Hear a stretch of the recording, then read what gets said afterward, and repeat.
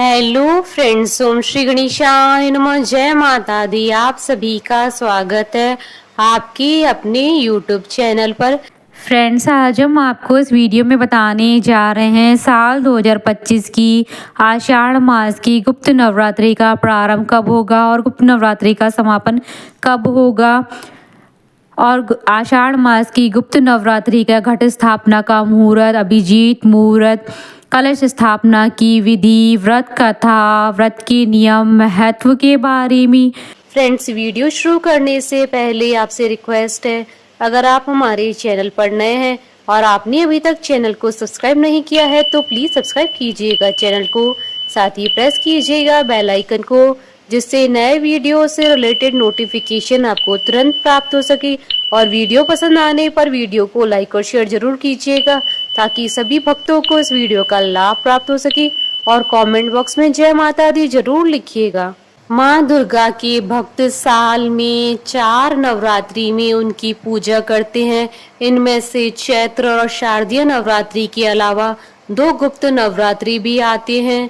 ये माघ और आषाढ़ माह में आते हैं। गुप्त नवरात्रि में माँ दुर्गा के 9 स्वरूपों के साथ साथ 10 महाविद्याओं की पूजा का विधान है।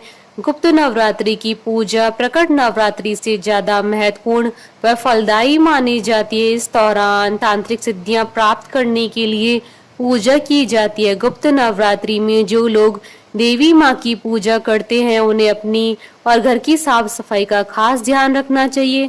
साथ ही मन में किसी भी तरह का विकार नहीं आने दें। आषाढ़ मास की गुप्त नवरात्रि की पूजा के दौरान कठिन नियम का पालन करना पड़ता है। साथ ही विभिन्न तांत्रिक साधनाओं को, जो काफी कठिन होती है, बहुत ही अनुष्ठान पूर्वक किया जाता है। यह पूजा कई समस्याओं से मुक्ति दिलाने में मदद करती है। पुराणों में लिखा है कि गुप्त नवरात्रि की पूजन को मां सहर्ष स्वीकार करती है। मान्यता है कि तंत्र सिद्धि और गुप्त मनोकामनाओं के लिए गुप्त नवरात्रि ज्यादा महत्वपूर्ण है। आषाढ़ मास की नवरात्रि में शिव और शक्ति की उपासना की जाती है। गुप्त नवरात्र विशेष तौर पर गुप्त सिद्धियां पाने का समय है। माँ भगवती की आराधना दुर्गा सप्तशती से की जाती है। यदि साधक के पास समय अभाव है तो वह भगवान शिव द्वारा रचित सप्तश्लोकी दुर्गा का पाठ कर सकता है। गुप्त नवरात्रि में माँ काली, तारा देवी, त्रिपुर सुंदरी, भुवनेश्वरी, छिन्नमस्ता देवी, भैरवी, माँ धूमावती, माता बगलामुखी, मातंगी माता और कमला देवी माता की पूजा की जाती है। फ्रेंड्स, अब आइए जानते हैं 10 महाविद्याओं की पूजा करने के महत्व के बारे में। पहली महाविद्या माँ काली की होती है, जिससे किसी भी बीमारी या काल मृत्यु से बचा जा सकता है। इस सिद्धि से दुष्ट आत्माओं से बचाव किया जा सकता है। दूसरी महाविद्या माँ तारा की होती है, जो हमें तीव्र बुद्धि और रचनात्मक शक्ति प्रदान करती है। तीसरी महाविद्या त्रिपुर सुंदरी है। अगर कोई भी काम ऐसा हो जो संपन्न नहीं हो पा रहा हो तो वह त्रिपुर सुंदरी की आराधना करने से संपन्न होता है। चौथी महाविद्या माँ भुवनेश्वरी सभी इच्छाओं को पूर्ण करती हैं। पांचवी माँ छिन्नमस्ता देवी की साधना से सभी प्रकार के रोजगार संबंधी मसले दूर होते हैं। छठी महाविद्या देवी त्रिपुर भैरवी की आराधना करके विवाह में आ रही बाधाओं से मुक्ति मिलती है। सातवीं महाविद्या देवी धूमावती बुरी नजर, तंत्र मंत्र, जादू टोने, भूत प्रेत से मुक्ति पाने के लिए माँ धूमावती की आराधना की जाती है। आठवीं महाविद्या माँ बगलामुखी को खुश करके किसी भी समस्या का समाधान निकाला जा सकता है। नवीं महाविद्या माँ देवी मातंगी घर गृहस्थी से जुड़ी हर दिक्कत का उपाय बताती हैं। 10वीं महाविद्या देवी कमला देवी ये धन और सुंदरता की देवी हैं। इनकी साधना से सभी प्रकार के भौतिक सुखों की प्राप्ति होती है। फ्रेंड्स, अब आइए जानते हैं आषाढ़ मास की गुप्त नवरात्रि की कलश स्थापना की विधि के बारे में। प्रथम गुप्त नवरात्रि में दुर्गा पूजा का आरंभ करने से पूर्व कलश स्थापना करने का विधान है, जिससे माँ दुर्गा का पूजन बिना किसी विघ्न के कुशलता पूर्वक संपन्न हो सके। माँ अपनी कृपा बनाए रखे। कलश स्थापना के उपरांत माँ दुर्गा का श्री रूप या चित्रपट लाल रंग के पाटे पर सजाएं।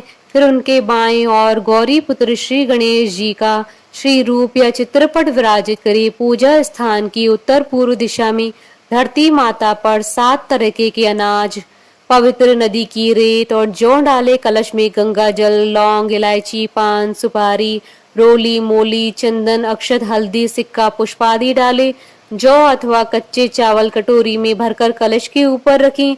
इसके बीच एक लाल कपड़े में लिपटा हुआ पानी वाला नारियल अपने मस्तक से लगाकर प्रणाम करते हुए रखें। रेत पर कलश स्थापित करें।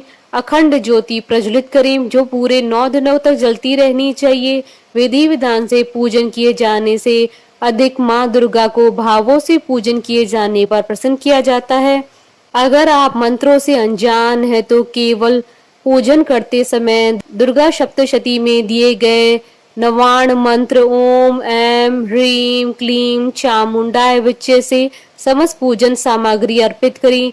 माँ शक्ति का यह मंत्र चमत्कारी शक्तियों से संपन्न करने में समर्थ है।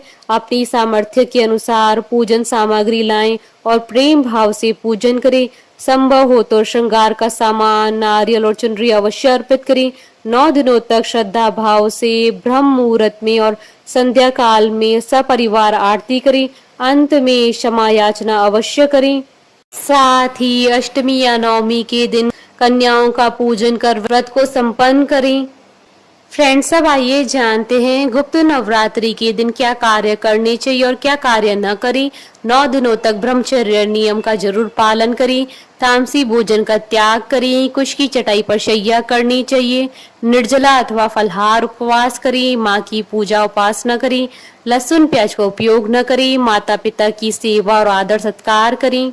ध्यान रहे इस दौरान चमड़े की वस्तु, चप्पल या बेल्ट आदि का प्रयोग न करें। फ्रेंड्स, अब आइए जानते हैं साल 2025 की आषाढ़ मास की गुप्त नवरात्रि का प्रारंभ कब होगा और उसका समापन कब होगा और घट स्थापना के शुभ मुहूर्त के बारे में।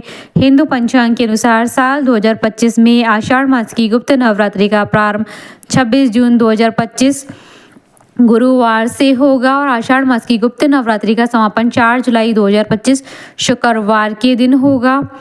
घट स्थापना का शुभ मुहूर्त रहेगा 26 जून 2025 को सुबह 5:35 से सुबह 7:07 तक। कुल अवधि 1 घंटा 32 मिनट है और घट स्थापना का अभिजीत मुहूर्त रहेगा दोपहर 12:02 से दोपहर 12:57 तक। कुल अवधि 55 मिनट है। घट स्थापना मुहूर्त प्रतिपदा तिथि पर ही है। घट स्थापना मुहूर्त द्विस्वभाव मिथुन लगन के दौरान है। प्रतिपदा तिथि प्रारंभ होगी 25 जून 2025 को शाम 4 बजे और प्रतिपदा तिथि का समापन होगा 26 जून 2025 को दोपहर 1:24 पर। मिथुन लगन का प्रारंभ होगा 26 जून 2025 को सुबह 5:35 पर और मिथुन लगन का समापन होगा 26 जून 2025 को सुबह 7:07 पर। साल 2025 की आषाढ़ मास की गुप्त नवरात्रि के दिन सर्वार्थ सिद्धि योग का शुभ संयोग भी बन रहा है। सर्वार्थ सिद्धि योग का प्रारंभ होगा 26 जून 2025 को सुबह 8:46 से अगले दिन 27 जून 2025 को सुबह 5:35 तक और अष्टमी तिथि 3 जुलाई 2025 गुरुवार के दिन है और नवमी तिथि 4 जुलाई 2025 शुक्रवार के दिन है। फ्रेंड्स, आप हमारे चैनल पर ज्वाइन बटन को दबाकर हमारे चैनल के मेंबर भी बन सकते हैं। हम हमारे चैनल के मेंबर्स की कमेंट्स को टॉप प्रायोरिटी पर रखकर उनका रिप्लाई करते हैं। फ्रेंड्स, अब आइए प्रारंभ करें गुप्त नवरात्रि की पौराणिक व्रत कथा। गुप्त नवरात्रि से जुड़ी प्रामाणिक एवं प्राचीन कथा यह है कि एक समय श्रृंगी ऋषि भक्तजनों को दर्शन दे रहे थे। अचानक भीड़ से एक स्त्री निकल कर आई। करबत होकर ऋषि श्रृंगी से बोली कि मेरे पति दुर्व्यसनों से सदा घिरे रहते हैं, जिस कारण मैं कोई पूजा पाठ नहीं कर पाती, धर्म और भक्ति से जुड़े पवित्र कार्यों का संपादन भी नहीं कर पाती, यहाँ तक कि ऋषियों को उनके हिस्से का अन्न भी समर्पित नहीं कर पाती। मेरा पति मांसाहारी है, जुआरी है, लेकिन मैं माँ दुर्गा की सेवा करना चाहती हूँ।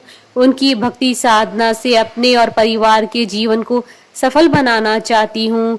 ऋषि श्रृंगी महिला के भक्ति भाव से बहुत प्रभावित हुए।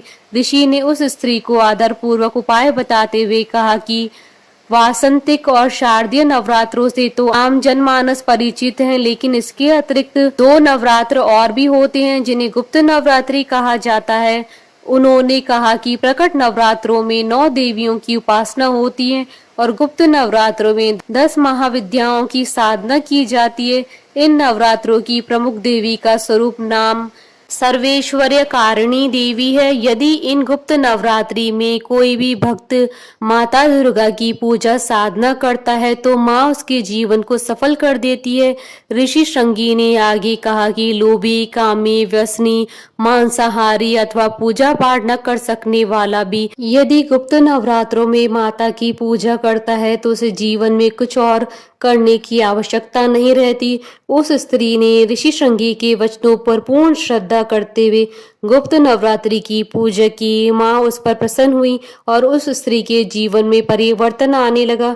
उसके घर में सुख शांति आ गई। पति जो गलत रास्ते पर था सही मार्ग पर आ गया। गुप्त नवरात्रि की माता की आराधना करने से उनका जीवन पुनः खिल उठा। बोलिए दुर्गा माता की जय। हमारे साथ इस वीडियो में अंत तक बने रहने के लिए आपका धन्यवाद। ओम श्री गणेशाय नमः। जय माता दी।